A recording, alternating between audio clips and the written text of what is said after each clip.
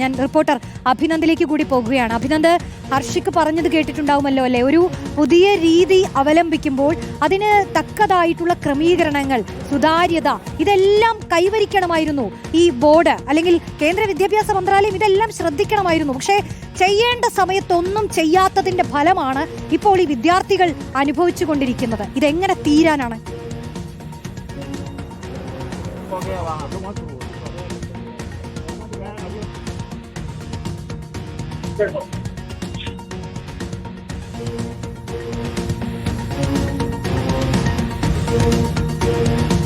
അഭിനന്ദിലേക്ക് ഞാൻ എത്താം. ചെറിയ സാങ്കേതിക തടസ്സമാണ്. നിലവിലിപ്പോൾ വലിയ രീതിയിലുള്ള ബുദ്ധിമുട്ടുകളാണ് വിദ്യാർത്ഥികൾ നേരിട്ടുകൊണ്ടിരിക്കുന്നത്. CBSE പോർട്ടലുകൾ പൂർണ്ണമായും നിശ്ചലമായിട്ടുള്ള അവസ്ഥയിലാണ്. അതാണ് സാഹചര്യം. അതായത് പുനർമൂല്യനിർണ്ണയ വെബ്സൈറ്റ് തുറക്കാൻ പോലുമാകാതെ ലക്ഷക്കണക്കിന് വിദ്യാർത്ഥികളാണ് പുറത്തു നിൽക്കുന്നത്.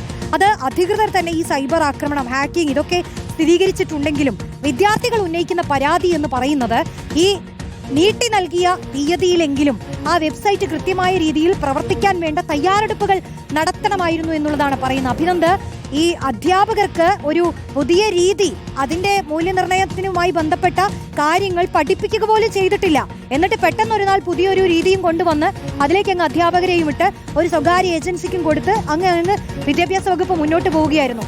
എന്നിട്ടിപ്പോൾ ഈ തെറ്റു പറ്റിയവർക്ക് എന്ത് പിഴയിട്ടു, അവർക്കെതിരെ എന്ത് നടപടിയെടുത്തു? അതാണ് ചോദ്യം. നടപടി എടുത്തു അല്ലെങ്കിൽ എന്ത് നടപടിയാണ് സ്വീകരിച്ചതെന്നുള്ള വിശദമായിട്ടുള്ള ഒരു കാര്യം ഇപ്പോഴും കേന്ദ്ര വിദ്യാഭ്യാസ മന്ത്രാലയം പുറപ്പെടുവിച്ചിട്ടില്ല, വ്യക്തമാക്കിയിട്ടില്ല എന്നത് വേണം എടുത്തു പറയേണ്ടത്. കോൺസ് എന്ന് പറയുന്ന ഒരു സ്വകാര്യ കമ്പനിക്കാണ് ഈ ഓൺ സ്ക്രീൻ മാർക്കിംഗ് മാതൃക നൽകുവാനായിട്ട് തീരുമാനിച്ചത്. ഓൺ സ്ക്രീൻ മാർക്കിംഗ് എന്ന് പറയുമ്പോൾ ഒരു പേപ്പർ എടുത്തുകൊണ്ട് വരുന്നു, അതിനകത്ത് സ്കാൻ ചെയ്ത് മാർക്കുകൾ നേരിട്ട് വെബ്സൈറ്റുകളിലേക്ക് പോകുന്ന പ്രക്രിയയാണ് സാധാരണയായിട്ടുള്ളത്. പക്ഷേ അതൊന്നും തന്നെ നടപ്പിലാക്കിയിട്ടില്ല എന്നതാണ് ഏറ്റവും പ്രധാനപ്പെട്ട കാര്യം. കിട്ടേണ്ട മാർക്ക് പലയിടത്തും ലഭിച്ചിട്ടില്ല.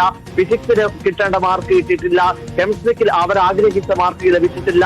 7 മാർക്കിന് എഴുതിയ ഉത്തരത്തിന് ലഭിച്ചത് 7 മാർക്കിന്റെ ഒരു ചോദ്യത്തിന് ഉത്തരം എഴുതിയപ്പോൾ ലഭിച്ചത് ഒരു ഒറ്റ മാർക്ക്. ഒരിക്കലും അങ്ങനെ സംഭവിക്കില്ല എന്ന അടക്കമുള്ള പരാതികളാണ് വിദ്യാർത്ഥികളുടെ ഭാഗത്ത് നിന്നും ആവർത്തിച്ച് ഉയരുന്നത്. ഈ സ്വകാര്യ കമ്പനി എന്ന് പറയുന്നത് വിവാദ കമ്പനിയാണെന്നാണ് പ്രതിപക്ഷം ഉന്നയിക്കുന്നത്. ആ വിവാദ കമ്പനി എന്തിനു സഹായിക്കുന്നു എന്ന ചോദ്യമാണ് പ്രതിപക്ഷം ഉയർത്തുന്നത്. മോദി അദാനിക്കും അംബാനിക്കും മുന്നിൽ കീഴടങ്ങുന്ന കാഴ്ചയാണുള്ളത്. സ്വകാര്യ കമ്പനികളെയും അവരെയൊക്കെ പരിപോഷിപ്പിക്കുവാൻ വേണ്ടി, അവരെയൊക്കെ വളർത്തിയെടുക്കുവാൻ വേണ്ടിയിട്ട് നാണം കെട്ട കളികളാണ് കേന്ദ്ര സർക്കാരിന്റെ ഭാഗത്തു നിന്നും ഉയരുന്നത് എന്നതാണ്. ഇനി വീണ്ടും ചിലപ്പോൾ ഒരു ഉത്തരവാദിത്തം ഏറ്റെടുത്തുകൊണ്ടും മാപ്പപേക്ഷിച്ചുകൊണ്ടും ഒക്കെ എത്തുമായിരിക്കും. പക്ഷേ അതുകൊണ്ടൊന്നും ഈ പ്രതിസന്ധി തീരുന്നില്ല.